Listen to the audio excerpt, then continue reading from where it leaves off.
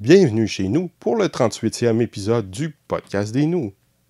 Pour quelque chose de complètement différent, nous aborderons la filmographie d'un grand cinéaste et acteur classique de la comédie française, Jacques Tati.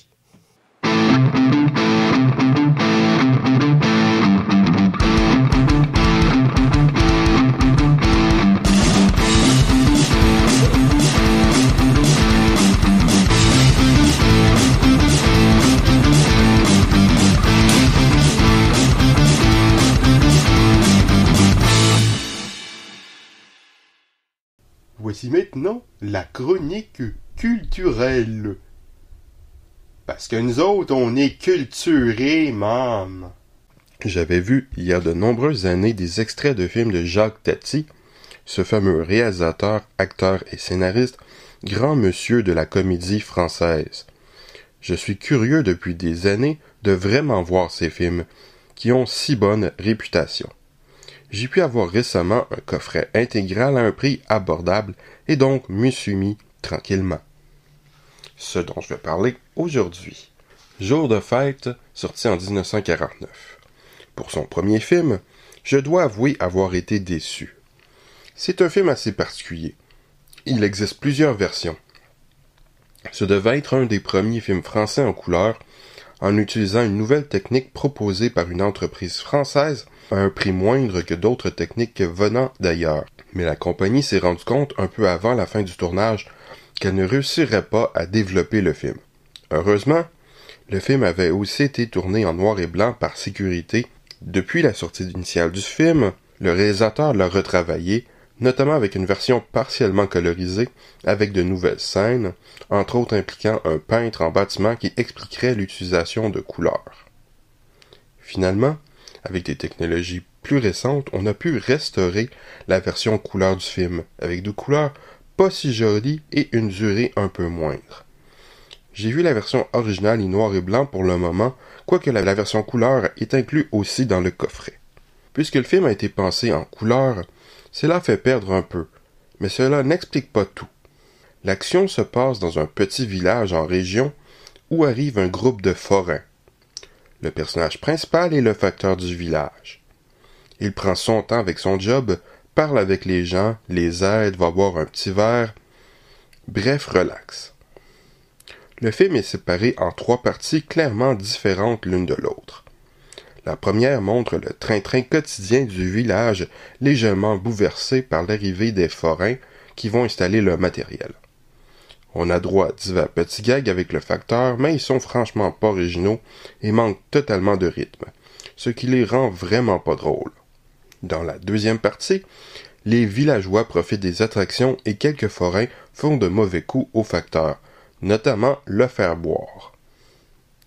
Hélas, je n'ai toujours pas ri, les gags sont un peu méchants, mais pas trop, ce n'est pas ce genre de film, et manque toujours de rythme. La troisième partie nous montre le facteur utiliser divers trucs pour livrer son courrier rapidement. Cette fois-ci, c'est drôle. Sans tout ce qui précède cette partie, la troisième partie n'aurait pas été aussi drôle. Mais on a dû traverser les 2/3 du film pour se rendre jusque-là. Donc, c'est au final assez moyen. Je lui donne donc une note de 2. Si vous vous souvenez de mon système de cotation, qui est sur 5, je donne 5 à un chef-d'œuvre, 4 à une œuvre qui se démarque particulièrement, 3 à un divertissement honnête, 2 à une œuvre moyenne, 1 à une œuvre mauvaise, et 0 à une nullité, telle que M. Trump. Les vacances de M. Hulot, sorti en 1953. L'action du film se passe dans une pension de vacances où vont les petits bourgeois. Ils remplacent leur vie normale par une vie rangée de vacanciers qui semble plutôt ennuyante. Débarque M. Hulot, un homme un peu excentrique, malhabile, timide. Il provoque de petits accidents, soit directement, comme par exemple dès son arrivée dans le film, en laissant la porte ouverte un peu trop longtemps en rentrant, il crée un gros courant d'air dans l'auberge, ou indirectement, quand, après le son d'une cloche, il regarde sa montre, ce qui entraîne un membre du personnel à faire de même, oubliant qu'il tenait un plateau avec des breuvages qu'il renverse sur un client. Mais ce ne sont jamais vraiment de gros accidents, seulement de petites choses tout au long du film, ce qui fait cette fois-ci un petit film bien amusant auquel je donnerai une note de 3. Mon oncle, sorti en 1958. On y voit une famille de petits bourgeois. Il y a le père qui est un homme d'affaires à la vie rangée. La mère, qui s'occupe de tout, range tout. Il y a aussi leur maison qui caricature un peu certaines modes architecturales. Elle est remplie de machines automatisées. Une maison qui semble assez peu conviviale, sans véritable vie. Il y a aussi le fils qui s'y ennuie. Le père semble aussi par moments montrer des petites pointes d'ennui. Beaucoup de l'humour du film vient des parents et aussi de leur maison. Mais il y a aussi le personnage de M. Hulot qui est réintroduit en tant qu'oncle du fils. Il s'occupe de lui de temps à autre avec plus de liberté. Ce dernier va en profiter d'ailleurs en quelques occasions pour jouer avec une bande de petits garnements. Il y a un certain contraste entre M. Hulot et le milieu, lui et les autres personnages. Le père va essayer de le faire embaucher dans son usine. Mais est-ce que M. Hulot est vraiment fait pour la vie de travail? Le film montre d'ailleurs une vision du travail industriel assez différente de Chaplin, qui semble surtout victime de l'ennui. La mère va essayer de faire rencontrer Hulot à sa nouvelle voisine pour lui créer une vie rangée. Le film a semblé une critique un peu plus élaborée de la société, et surtout cette fois-ci l'humour semble presque plus venir du cadre que de M. Hulot lui-même, ce qui en fait un film étonnamment excellent, auquel je donnerais la note de 4 sur 5. En 1967 sort le film Playtime. J'ai de la misère à comprendre le foin qu'on fait autour de ce film, qui a la réputation d'être le meilleur du réalisateur. Un autre film avec le personnage de M. Hulot, mais cette fois-ci, il est loin d'être toujours au centre de l'action. Sa présence est souvent assez anecdotique et il y a de longs passages sans lui. Peut-être pour lui donner un côté plus international, le film est bilingue, avec des répliques en français et en anglais et parfois en d'autres langues. Les dialogues sont d'ailleurs assez souvent secondaires, ce qui ne signifie pas que leur utilisation sonore est inutile. Le film est souvent une cacophonie. Plutôt une suite de sketchs vaguement reliés entre eux, l'arrivée des touristes étrangers, M. Hulot qui se perd dans des bureaux, une exposition d'inventions, des appartements que l'on voit derrière de grandes vides sans entendre les dialogues, l'ouverture d'un restaurant boîte de nuit qui n'est pas prêt, aurait besoin de terminer ses rénovations, et puis un final fort joli et imaginatif, assez poétique. Les sketchs semblent proposer des commentaires critiques sur notre société et un grand travail de style artistique, mais leur construction est tellement artificielle que ça ne marche pas vraiment. M. Hulot manque de punch. En tant qu'acteur, Jacques Tati n'est pas en pleine forme. D'ailleurs, le film en général semble souffrir d'un manque de rythme. Il souffre de longueur. En plus, les gags sont rarement drôles et ne sont pas très nombreux. La partie sur le restaurant s'en sert tout de même bien mieux.